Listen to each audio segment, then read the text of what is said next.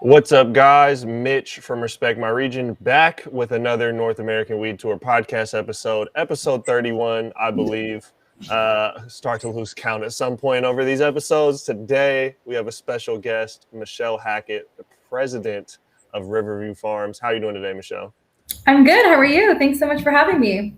Awesome, man. I'm doing well. How is I'll start off with a generic question, man. How is the weather down there? And you're in Salinas County, correct? Yes, we're in Salinas, California, which is Monterey County. So we're starting to feel that coastal breeze. It's probably crisp 65, but sunny. Okay. Yeah, I live in the Seattle area, so similar, except for the sun is long gone. It's checked out for the next 9 months, man. So I'm into the year of the gray. Man, so I've been doing a little bit of research on yourself and the company, and obviously it seems like you come from a long line of cultivation, not necessarily cannabis, but agriculture, farming, and cultivation. So could you just give me a little bit, kind of the brief introduction of yourself, where you've been, and leading up to this start at Riverview Farms? Yeah, absolutely. Well, so my name is Michelle Hackett. I'm third generation in the agricultural field. My family has had long ties to our community. And so the property that we currently cultivate on has been in our family for about 25 years. Previously, the land was used for flower nursery production. Here in the Salinas Valley, we're known as the salad bowl of the world. So we produce 90 to 95% of all the fresh vegetables that are sold across the United States. So lettuce, spring mix, broccoli, artichokes, wine grapes, and now cannabis are all cultivated here in Monterey County. And so in 2015, my dad decided to turn the space that we currently have now, where we cultivate our canopy, decided to take that land back into his own use and begin cannabis cultivation. And so that's when he asked me to come and join the team shortly after in 2016. We were the first cannabis company in Monterey County to get an exemption to grow medical cannabis back then. And we've just been evolving our business ever since. And so are you guys still using some of the land to cultivate other agriculture products, or have you switched completely to cannabis? No, so now we're 100% a THC farm, but it's funny, if you were looking at a drone image of our property, to the front and to the back of me, we have all agricultural land surrounding us. Awesome. So I've been to a couple greenhouse facilities in California, just because you guys obviously have been doing greenhouse at scale for agriculture for a long time. Just due to the sunlight you guys get in your area. So I've been to a couple where it's like they've been able to take the greenhouse and essentially just switch out the plant. Was it a similar process for you guys to go from other products to cannabis, just switching out the plant? Or what was kind of the obstacles, and how in-depth did you have to switch out, machines and SOPs and everything like that? So the term that I would use, or that we've used in the industry, is retrofitting, right? So we've been taking the property that we have and slowly but surely giving it facelifts, I guess you could say. So for example, we had wooden structures that people said, oh, you'll never be able to cultivate cannabis in there, just because they had low ceilings, they were old, they weren't properly wrapped with the correct, materials. They didn't have maybe air ventilation. Certain things didn't quite exist. There weren't curtains in there. But something that, we are able to do here is, find ways to fine tune our space, give it the proper upgrades, give it the proper care, so that we actually can convert that space into usable space. There's not one original structure that is not now in use on our property. So we've found ways to either repurpose, reuse, or kind of recycle the resources that we've had here on the farm and make them functional. So, for example, whether it be the machinery that we use, we've outsourced, let's just say, like an industrial potting machine that maybe was used for a different agricultural crop. Well, we've been able to use it to help us speed up our transplant process. Or, when it comes to, we have the natural resource of a water well on our farm. So that we don't take advantage of that, we've created water runoff collections so that we can actually repurpose that water, reuse and recycle it back on the property. Even our pots, we've come up with a way to have a sanitation line after every harvest. We're able to actually sanitize those pots and put them back into production. So any little way that we can use something again, we find ways to do. So that's how we've kind of slowly but surely been able to retrofit our properties, space where we used to have mothers once were dry rooms until we could get the proper dry rooms we have now. So there's been an evolution. I guess that's the best way I can say it. The properties have changed maybe the way they looked from day one when we started, and we still have a long way to go too, right? We do it as we can afford, and when we need to expand and when we need to improve upon our production. So it's been an ever-changing kind of journey at the property. Yeah, I can hear that, and that's even facilities that are built out from scratch for cannabis. Still, it's ever changing. I mean, it's a plant that you got to adapt to. How it grows. Were you guys able to retain a lot of the same staff, changing out crops, and keep a lot of the same workforce there, or is it kind of a new look with a new plant being in there? So I will say, we've been actually very fortunate. We have an incredible labor force here just due to the agricultural presence. And what we've been able to do is we've been able to retain a lot of the ag force labor, bring them here to our facility and keep them employed 365 days a year. So something kind of unique to cannabis in Monterey County versus the other crops, lettuce, spring mix, broccoli, all the fresh vegetables are seasonal. So those are only in the Salinas Valley for a time of year. So we kind of consider it Easter to Thanksgiving is when those crops are grown here in the Salinas Valley. Then they move to Yuma, Arizona. So for many generations, these people have had to uproot their families, uproot their lives, and transition 2 times a year. It's called the move. So now having cannabis in Monterey County and multiple grows and multiple needs for labor, we've been able to employ people and keep those jobs here in the Salinas Valley year round, which I think has been incredible. Yeah, that's, honestly, that's something I have not thought about. And I'm curious, I'll have to look after this if there's been any data reports on just, you talk about the workforce and the labor that cannabis has provided, and just by having the industry exist has provided the states. But that's like a perfect case study for taking a local area and not just providing jobs, but providing year-long jobs where it once was seasonal. I've honestly never even thought of that. That's very unique. Yeah, and I think it plays a big role in also the tax dollars that are being, collected, and also the revenue that stays within our county, right? If you have all those laborers staying here year round and spending their money here locally, that's a huge, I would think, spike for Monterey County and for Salinas.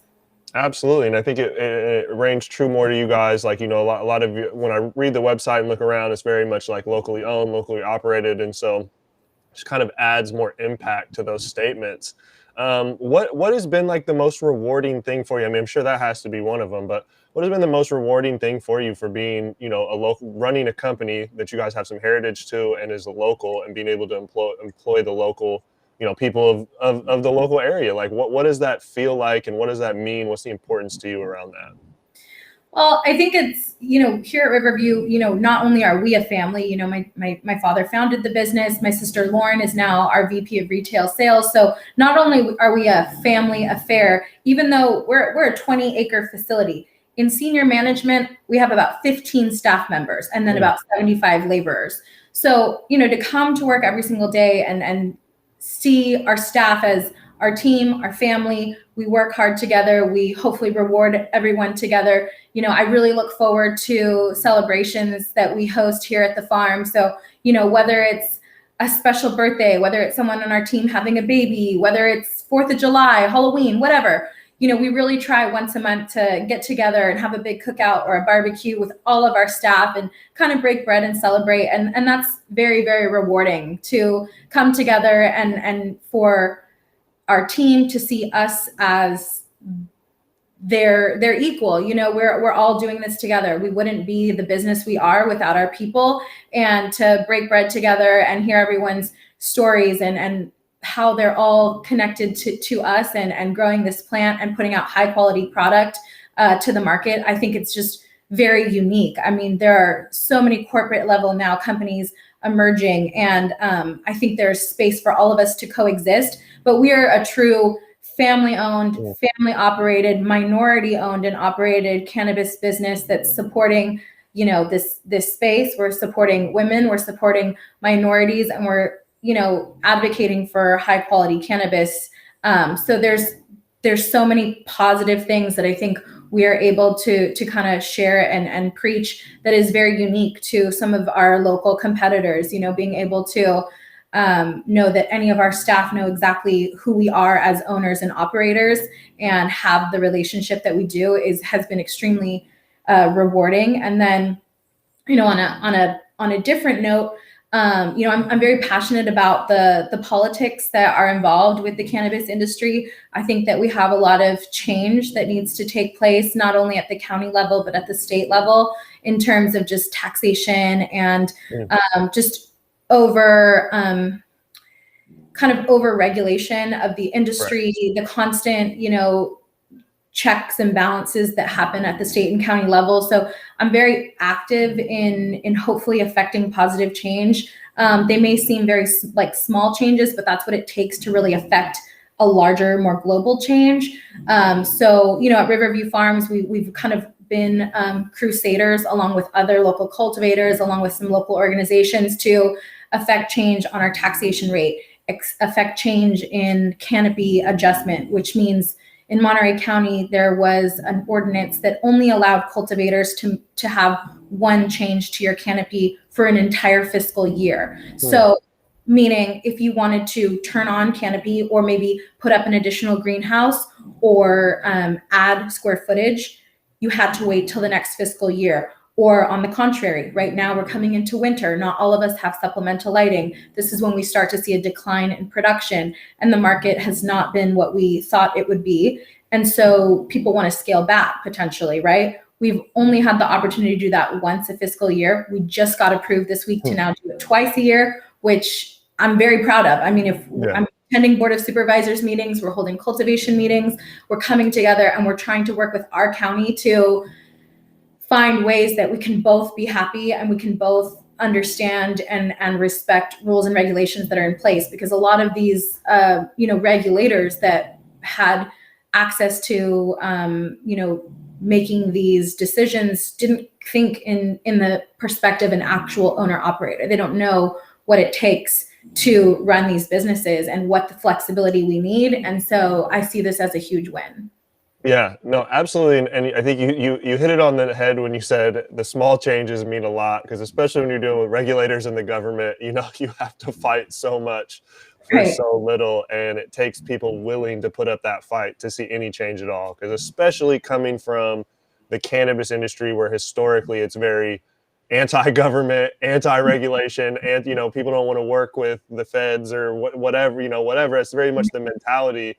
It takes people like yourself that are willing to put in the effort to make these incremental changes, no matter how slow. And at times, I'm sure it feels like you're banging your head against the wall for a year at a time, you know, but that's just government in any sense of the way. So, you know, big salute to you for making that fight, because that's definitely awesome. And I know that benefits more people than just yourself. So that's great to hear.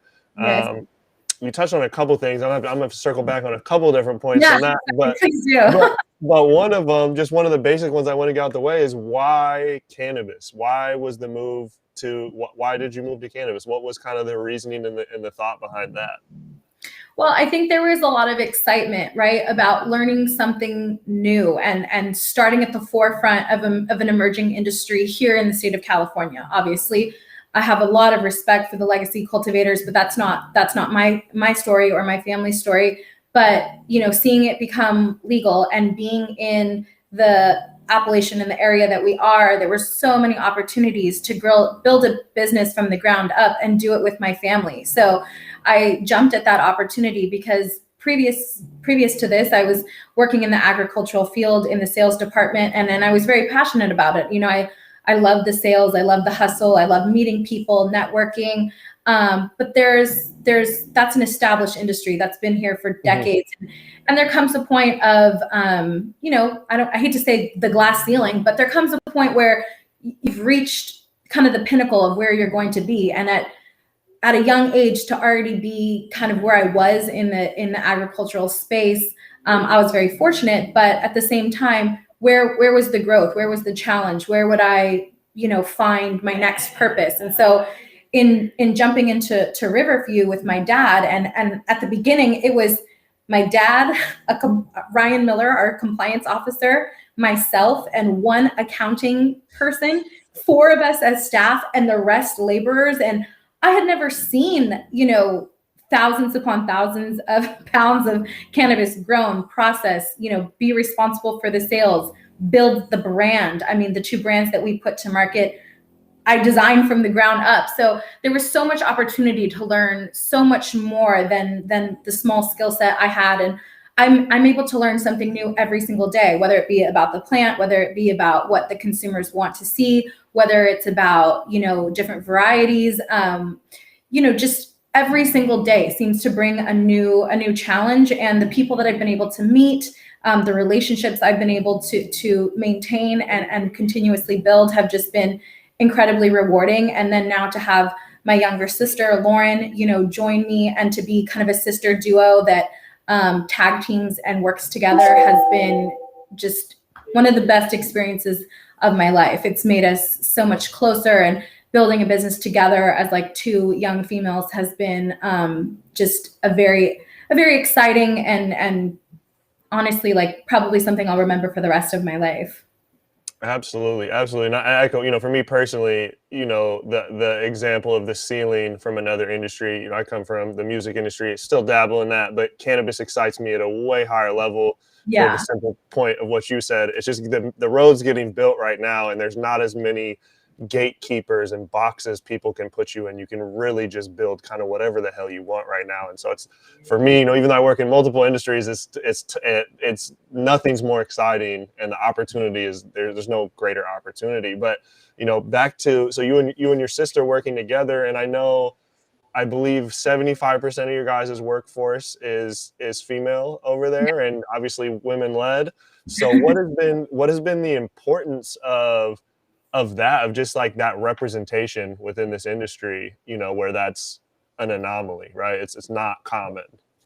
Right. So I will say that, it's not by default that we've become this big female powerhouse, but women are very multitasking, multifunctional, and we're able to quickly adapt. So what we've found is not only the level of care and attention that our workforce puts into our product, but also being able to diversify themselves, learn many functions. People that were maybe once on, let's just say, our spray team are now leading the spray team. Just how quickly they are willing to learn more, take on more responsibility, and be able to adapt to our daily needs, whether it be transplanting, whether it be bucking, whether it be harvesting. I mean, the adaptability that these people have, especially because they've come from the ag field. Today they might be harvesting broccoli, tomorrow they may be harvesting iceberg. They're able to quickly change their skill set and turn skills on and off based off of what they're doing. So for us, it's not that we don't love our fellas. My dad is our founder, our compliance officer Ryan is a great friend, and we have our cultivator Sean. We're so lucky to have him as well. I mean, we have some amazing fellas on our team as well. But it's just kind of evolved. We've had many staff members come and go, but we seem to have this core group that is just resilient and helps us always get to that next level. Man, that's awesome. And I personally, it's not the man versus female, but I'll admit, women run the world, man. Women run the world. I'd be nowhere without many women in my life. And we work with quite a bit on our team, and for a while, a lot of our staff was female, and it was the same. It wasn't by design; it was just how it happened. And so, right. That's great to hear. And then also, so that's the thing, being women led, that much of the workforce being female is rare and a minority in itself. And then also being minority owned is obviously incredibly rare in this industry. I'm in Washington; it's very rare up here. It's still rare in California. It's a little bit larger than up here. But how do you feel the industry has been receptive to you or the company, being that it's both minority and female led? Have you felt like, I don't want to immediately pigeonhole as like you've been looked down upon or anything. I'm just curious, have you felt any sort of negative things, or has it been like an accepting place? Yeah. Like, how do you feel the atmosphere just around being kind of, being, and I don't mean a minority as, race, but just a minority is the ownership. You're a Yeah. minority within the scope of the pie of what owners and operators look like. How has the industry been receptive to you within that, and how do you feel within that atmosphere? So it's kind of funny, and I totally understood what you were saying. I think it's interesting because at the forefront, I still see us at a very, we're still very young into this industry, and so not to name any specific names, but some of the larger and more corporate companies that initially had such a large presence and such a big hype and stigma around them, for whatever reason that I will leave out of this discussion, are slowly but surely deteriorating, whether it be, acquisitions and mergers or deals that have gone bad. And, I wish everyone well. There's space for all of us to exist in this world, right? But I feel that we are the underdog in a way, that we're going to come out the successors, if that makes any sense. I think that there's been, just due to the climate of today's landscape politically and just a lot of movements that have taken place recently, it's become of interest all of a sudden that we are females and that we're Hispanic and that we're, younger, in comparison to probably some of the corporate level businesses and what their senior management looks like, right? So all of a sudden it's become a little bit of a more popular topic that we're female led. But what I'm really looking forward to is it's not just about being female led or the fact that we're minorities. It's the fact that we're doing things right. That's what I think will be our shining star. At the end of the day, we're looking for this to be our business, our legacy. We want to be here in 5, 10, 15 years, wherever this industry evolves. We will hunker down and we will make the right business decisions to hopefully forego whatever challenges come our way. And whereas some of these, a little bit more elaborate or flashy businesses aren't taking, that into consideration, or being conservative when they need to be, or making, unfortunately, difficult decisions, or scaling back, or, we don't have any outside investors. We don't have anybody to fall on if, heaven forbid, we make a bad decision or we have a bad year. So I think we are really focused on the future. We are focused on being here, in the future, and being in it for the long haul, as opposed to being in it for a quick, flashy car or big salary. We're very conservative people. And I think that's where our background kind of comes into play, is that I feel we will be kind of like the David and Goliath. Like, we will be kind of the champion in the end. And I think our hard work will very much pay off. Yeah, and I mean, that's the thing. It's unique that you guys have that. I think you said three generations of growing. That it's still a family business. That's so much more impactful because, like you said, the social justice, social equity over the last year is great. It's much needed, but it has also turned into this like marketing, right? Just like how gluten-free was like the hottest thing you could slap on a product. 3-4 years ago, it's like, slap some sort of make people feel good about social justice on something. And I totally understand. We have clients, I have friends, I have family that are like, that's what I am. I don't want to be known for that. I just want my legacy to be my legacy, and that not necessarily, it is a part of it, but it is a different climate that we're in today. But it is also important, I think, for people to see that representation within this space, right? Because if you look, I mean, I don't need to say it. Nobody should need to say it. I mean, it sadly has to be said, but the representation in terms of who's been incarcerated and who's been prosecuted for this drug, has been Black and brown people at a disappropriate rate for generations, and getting left out of the ownership is clearly an issue everywhere in cannabis. But it's definitely refreshing, is refreshing to see someone like yourself, and especially like you mentioned, like young too. Like that's another anomaly that's thrown in the mix. There isn't a lot of young leadership in this space.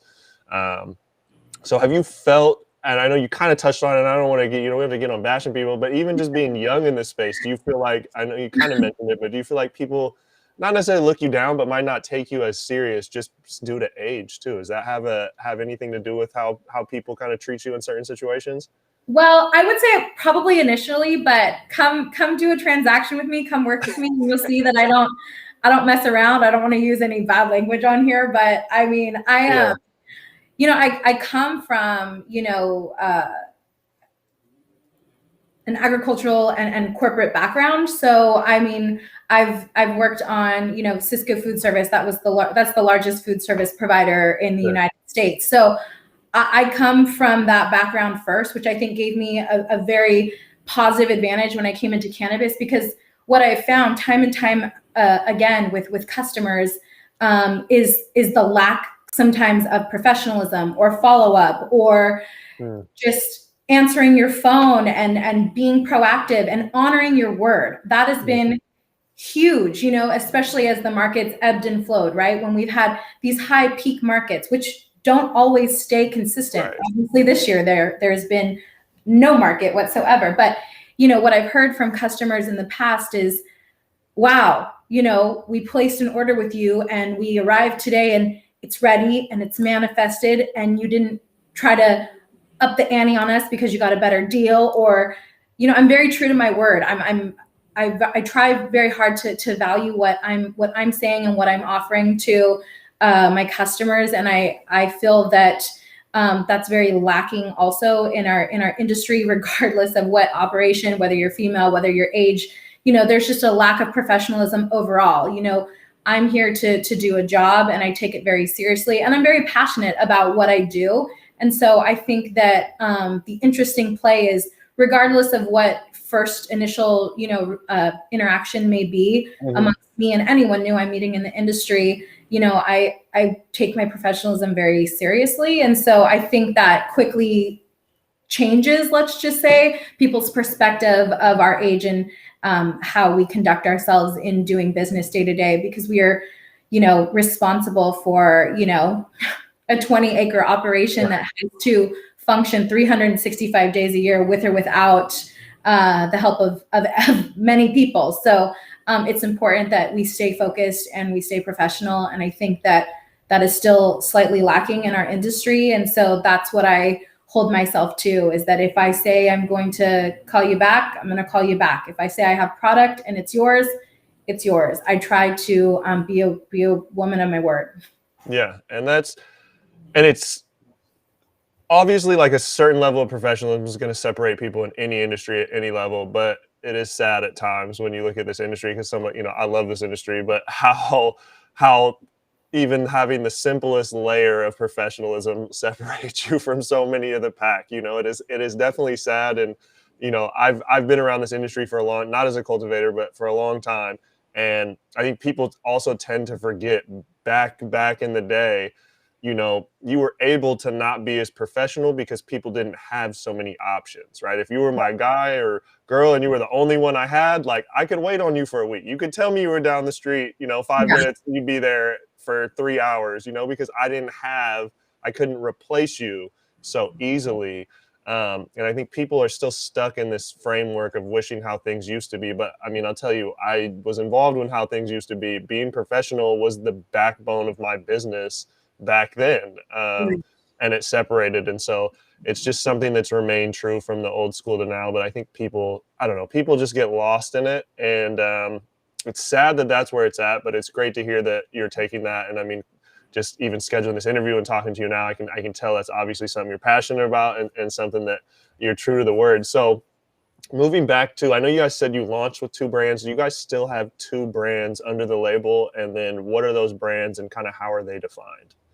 Yeah, so we have 2 in-house brands. Our flagship brand, our first brand, was Riverview Farms. So we actually put 3 SKUs out to market under that label. So we have an ounce, a half ounce, and an eighth of our premium flower. So any new strain or genetic gets put through that brand.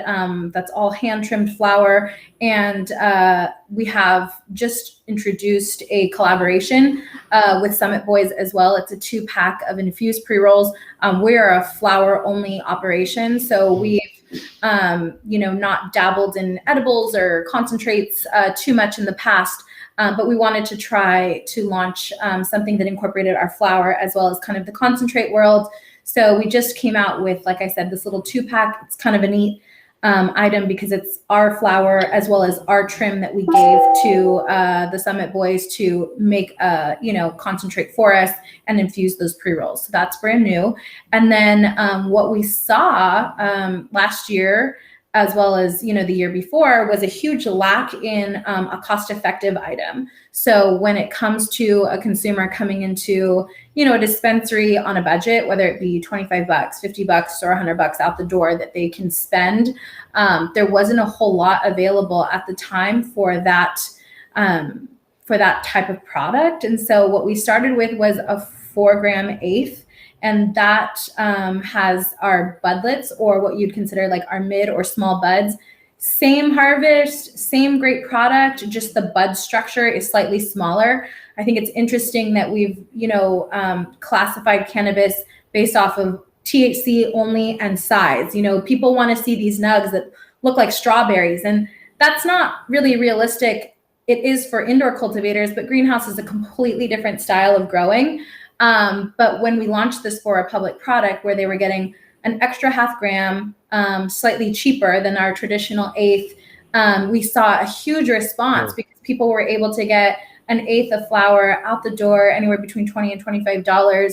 And people, the amount of outreach that were like, thank you guys so much for making this product and making it accessible to us, that it's now expanded into 4 different SKUs. So we have a budget-friendly ounce, a 4-gram eighth. We have 1 gram of loose flower. So if you have $5 and you don't want to pre-roll, what's your option? If you have $5 to spend on cannabis a week, that's your only option is probably a pre-roll. So we have a little 1 gram of loose flower that you can take and do with what you want, as well as just a single pre-roll that's not infused. So those are the 2 product lines that we currently have out in the market. We've always kind of thought about potentially putting out a 3rd here in the future. But we've also taken on some white label projects for some very well-known names in the industry, which has been great opportunities for us as well as servicing other, broadline distributors with our product as well. And so how much are you seeing, like, and if you don't want to disclose, you don't have to, but like, and it might be a rough estimation, but what percentage is going under kind of your premium line? And then what percentage are you seeing under more of the budget conscious? So I'd say right now, we have a huge need for that budget conscious line. So I would say, probably 60-40, give or take. We do have a little bit more going into that budget friendly line than we do our premium brand. But I think that we will kind of see that level out here in the future. Unfortunately, California has had a pretty dramatic fall in the market this year, and we never saw a real spike or fair price per pound this year. And with the cost being what it is to produce in the state of California, the state tax, your county tax, the cost of licensing, your legal bills, it goes on and on and on. I think unfortunately this year or beginning of next year, we will see a bit of a clear up shop kind of thing.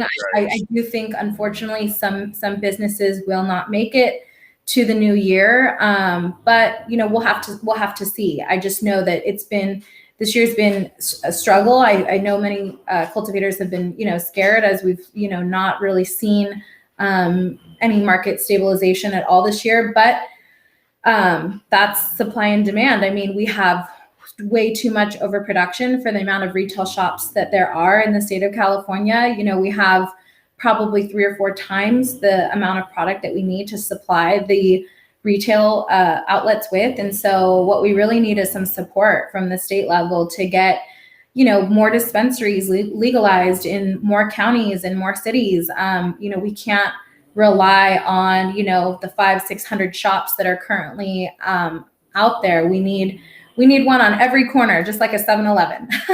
Yeah, and also, I was just having this conversation was through LinkedIn comments, so I wasn't speaking on it, but I've had this conversation a couple times about, again, coming from Washington to California, cannabis in our state, the Pacific Northwest, Washington, and Oregon.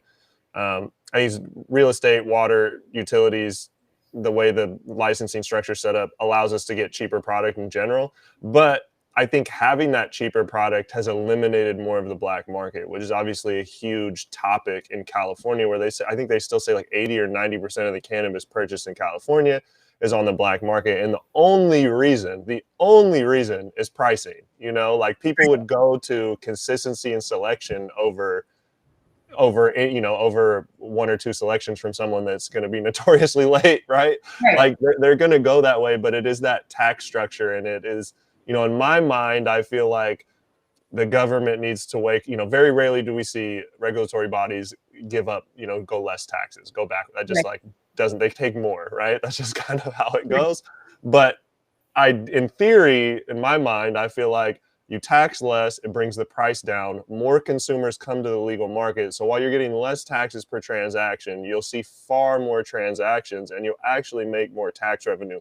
That's in my mind. Is that a conversation you've had with any of the regulatory bodies, or kind of what's it in on what's the topic of taxes? What's the temperature there?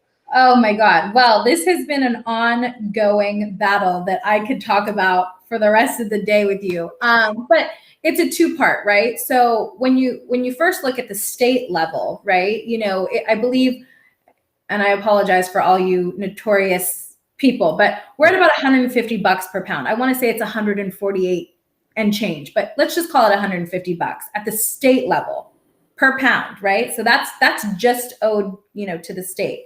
Then you come to the county level. There's no consistency. Every single county has a different tax ordinance and a different way of, sorting out the taxes. So Santa Barbara County, right? They're at a gross receipt tax. We are at a cost per square foot that is owed quarterly. So at the county level, we have had numerous discussions, and we're about to take it on yet again. We're about to work together with our county to try to find a way that we can equally find some mutual ground that we feel is fair and actually attainable. So Monterey County started at $15 a square foot to cultivate cannabis, which is insane. There is no other commodity in the state that I know of that is taxed $15 a square foot just to grow. I have never done the research, but I would be so curious what tobacco, if they even have to pay to cultivate Sure. or grow tobacco in the US. I know wine grapes are not charged that, and I know none of the ag fields are charged at all to cultivate. So let's just start there. You have a nursery tax, you have a cultivation tax, you have a distribution tax, and then when you sell to the retailer, there's an excise tax. So the level of taxation at every single level of the transaction, it makes no sense. I'm taxed to move my plants from nursery into flower. I'm taxed to sell the product. It's absurd. It's absurd, and at a time like now when the price is ranging from $400 to $700 for a greenhouse, if you're lucky, and then you have a tax of $150 just to the state, that's 15-20% of your margin right there. Right. People will not survive. And when it comes to being in good standing with your county and of course with the state, you have to be always in good standing with both. I'm very well versed that we've come into a new and emerging market, and we're going to be regulated, and we're going to be very closely watched, as we should. But if we're choosing to do the right thing and apply for licenses and, have 50 or 60 cameras on this site 24/7, and the county knows and the state knows they can come here at any time and audit what we're doing, I would think that the time and energy or the resources would be used better instead of coming and auditing my canopy, 4, 5, 6 times a year to make sure we're not sneaking in a few extra plants. I think it's greatly changed in a positive way. I do think they've slowly but surely tried to see who the good players are and maybe treat them with a little bit more respect that we did not have at the beginning. But we have seen some very positive changes at the county level. However, there's so much more to come. I mean, we need support. You know, nobody wants to see the black market fail more than us legal cultivators. I mean, because we are doing the right thing. We're paying the taxes. We're showing up. You know, we're providing jobs. We're putting money back into our community. And I just think that, you know, on the taxation level, you know, for Monterey County, we politicked it down to $5 a square foot, which is still astronomical. I mean, on a quarterly basis for someone my size, it's $400,000 a quarter, 4 times a year. So we also have a dollar escalator. Every year, Monterey County wants to see it go from 5 to 6, from 6 to 7, from 7 to 8. I mean, I just don't know any other industry that does that. And so what we're trying to do is come together, the county and the cultivators, and say, what is attainable, what is realistic, right, and how can we work together to ensure that Monterey County does get a piece of the pie. But this isn't just the cash crop everyone thought it was going to be. That's what I just don't think is still understood. There is ever-changing supply and demand, as we've said, and there's a huge overproduction issue in the entire state, not just in Monterey County, in the state. And so it's going to take some time to readjust, and it's not going to happen tomorrow. It's not going to happen this year. I truthfully don't know when it's going to happen. I'm not a predictor of the market, but you know, when it comes to taxation, the counties and the states needs to open their eyes fast. If they want this to be an industry that they can rely on tax dollars in 5, 10, 15 years, they need to work with us now. Now is the time to say, how can we ensure there is a fair but consistent stream of money coming in for years to come? It's not about being greedy, it's about being consistent and getting that money year round from all the cultivators that are available now. I mean, that have cash flow now, because they may not be here in a year or two if we continue at this pace. Absolutely. And I mean, even when we were talking about earlier, the economic impact of just the migration of people, right? You're able to keep people there year round as opposed to not. And that's paychecks that are being taxed. That's grocery stores, you know, that's tax that's being spent locally. That's rent or housing. You know, there's so much more economic impact from your business just existing the way it does, as opposed to how it existed previously, let alone the taxes that you're giving on top of that. And so it is definitely, I definitely hear you. And I know it's like such a tightly regulated industry. It's like you guys could band together and just like not pay taxes, because that obviously doesn't work. We thought about that. It would be very interesting to be like, yo, you're not getting any of our excise tax and all of our employees are about to spend money on Amazon. No one's buying anything locally.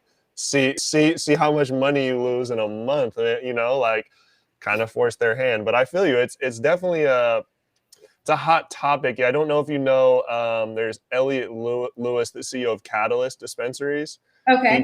He does a lot of content on LinkedIn about taxation, very cursing out the government, the regulators. It's great. I love watching his content. But it's very much in part what you're saying, much more explicit, the explicit version. But I'll have to shoot you a link so you can check out some of his stuff.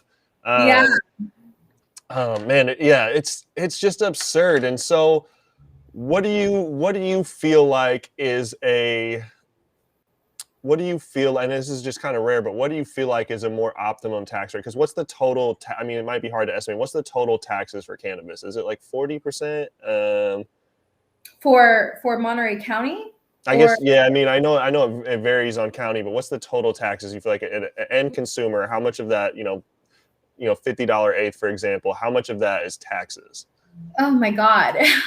I mean, honestly, again, don't quote me, I haven't done the math, but yeah.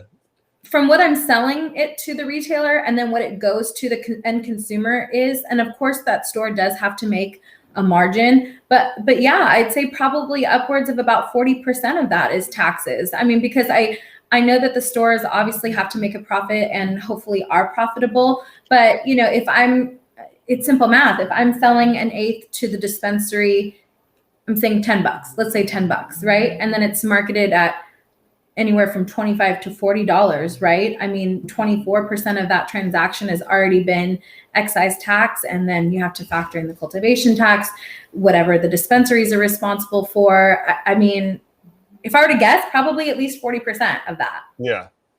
But Yeah, again, I'd have to really look into the numbers. yeah, and I feel you. I don't want anyone else watching out there. If there's exact Yeah. things, you can let us know in the comments. Don't grill Tell us, nobody. She gave you the preface. It was an estimate off the top. I put her on the spot. I didn't tell her to prepare these numbers. All right, so we don't, But I'm the same way. I mean, I think it's just get the estimate. I'm not a person of exacts. I'm a person of just trying to grasp the concept. And so, do you guys also do, something a lot of the content we do is California, but again, I'm from Washington, so we do a lot up here. Distribution is night and day different between the two markets. Do you guys also do distribution, or do you have to work with a third party for that? No, so we've held strong for this whole time. We are 100% self-distributed. So we've never opted for the option of using a third-party distributor. So that way, the profit margin stays in-house, and our consumers and our retail partners get the best farm direct pricing possible. Because I think with the third-party distributors, yes, they have a larger maybe bandwidth or outreach to some of the stores way up north or maybe all the way down in San Diego. So they may have a larger grasp on retail outlets, but if you're pushing 3, 4, 10 brands, right, using a third-party distributor, and at minimum they want 20%, and they're only paying on what's sold by month, it's very challenging to be profitable month to month if your retail is dependent on a third party's ability to sell your product. And I think what's really unique is nobody's more passionate about Riverview than me and my sister and my team. And I think that it gives us a huge advantage at the sales level. Like, for example, I'm the president of the company. I run our bulk program here to all of our, third party distribution partners that are looking to fill brands, but I'm still part of the sales team. I was in Modesto this week visiting retail clients door to door. Anyone that's doing business with us, I kind of champion the store. I go in, I see how things are going. I make sure they know of new SKUs. And I'd like to know what other presidents of companies are actually going in and visiting their retail partners, like face to face. And my sister's doing the same in Vallejo. So, we there's nothing, we don't do. We are not to a point where we can't get out and introduce ourselves and make sure that they know that we're a resource to them, at any time. We also keep our marketing in-house. There's a lot of things that we've chosen to maybe be slower to kind of the finish line. We don't have the same marketing budget, or we don't have the same presence maybe on Weed Maps as maybe some of these other companies, but we're giving good, real information about our brand and about our business and about our farm to people by doing these things in-house. Yeah, and you said, well, how many other presidents are driving out to retail stores? I don't think there's very many, unless they're vertically integrated and own those retail stores. So what challenges have you guys been posed with through doing your own distribution? Because obviously the state of California is fucking enormous. So I'm sure it's been difficult just from a sheer geographic standpoint of making deliveries, but also making these visits and sales visits and popping in. What are some of the challenges and obstacles that you guys have faced through kind of that model of doing distribution in-house? Yeah, so I think the biggest challenge has been obviously, Southern California. Los Angeles is such a beast. That's so much of where the market is at this point, and there's so many brands that are emerging day to day. And we don't always have boots on the ground. Yes, we're there once a week, but there are obviously bigger companies that have reps in these LA retailers daily. So I think just like I said, like the bandwidth, we're only capable of properly handling so many accounts. But what we do provide that's I think unique to other companies is the consistency. We really understand supply chain. So we have 365 day a year production of high quality flower. So I think when people do onboard us or give us a chance for somewhere, Southern California, whether it be, a chain of stores that maybe, hasn't heard of us in the past, I think we're very quickly able to show how we differentiate from some of the other larger broadline distributors that go out of stock, and it can be weeks before their shelves are replenished. If we get an order, we're about turnaround time. We're about fulfilling that consistently, because we are such a large scale producer. We're not scared to take on retail chains that have 10, 15, 20 stores, we have, made the investment in getting, 2 automatic weigh scales. Again, that's from the agricultural industry. If you were to look at our agricultural salad plants all around here, Fresh Express brands that you see in the store today, when you buy bagged spinach, when you buy shredded lettuce for tacos, when you buy spring mix blends, those are automatically weighed and filled in bags. Made the investment, and we've bought in much smaller machines that can weigh and pack weed.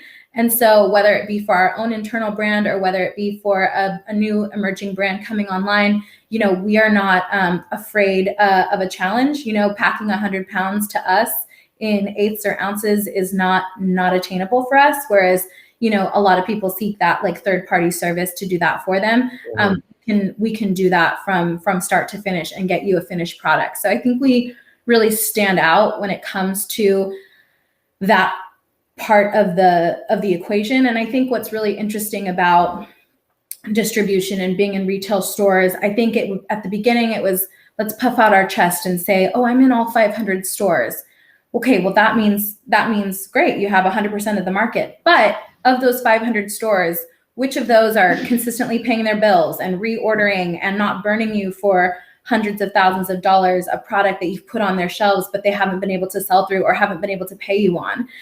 So we like to work with like-minded companies that, are turning over dollars, are turning over products, and are consistently, ordering, paying, re-upping. That's like the kind of client we look for. So I would say we're a little bit more selective probably than maybe some of the other brands out there, because not all business is good business. Yeah, 100%, 100%.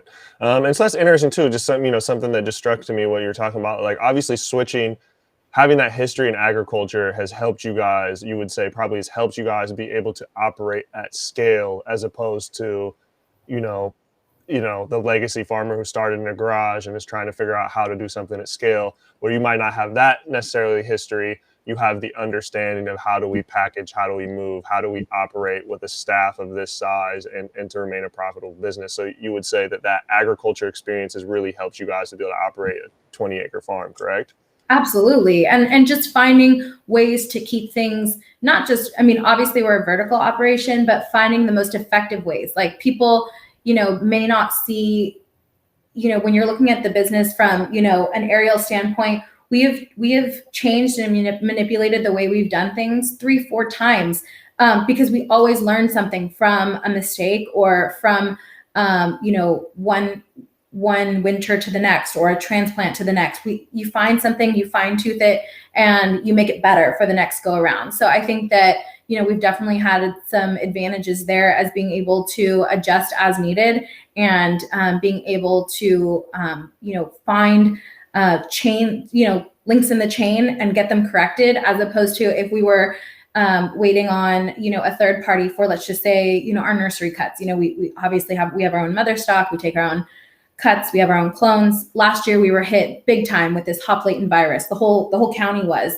And so long story short, there were clones and teens being passed around that were, duds. They had low potency and low yields. And there was really at the time no way to test for it other than sending these clones and cuts to either a dark heart nursery or someone that had the technology to scout this out. Well, the second we found out that this was going on, we went to the lab, we asked them what machinery that they were using. We bought 3 and we still use them to this day. Like it's Ag Science 101. Like the second there's an issue, we combat it and we don't rely on anyone else to fix it for us.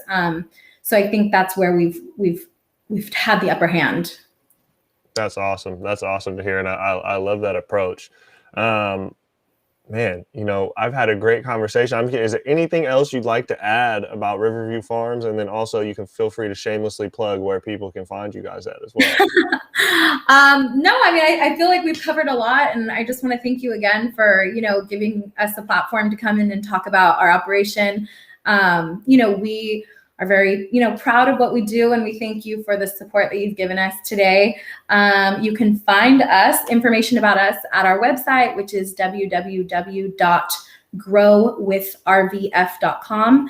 That has a store locator on it. It has information about our farm. It shows all of our products, and it directly links you to our Instagram page as well. If you guys want to see daily content, giveaways, learn more about us, DM me. We are Riverview Farms, which is plural with an underscore. I see them. I love to get your guys' comments and likes and direct messages. I love sharing our story. So come and join us on the Riverview Farms Instagram page, and I will be sure to give you guys all a shout out. So yeah, that's where you Awesome. can. Thank you very much. We had Michelle Hackett, President, Riverview Farms. Great conversation. Touched on a lot of different things today. Really appreciate you joining us. Absolutely. To our listeners out there, we'll be back with another episode soon. All right. Well,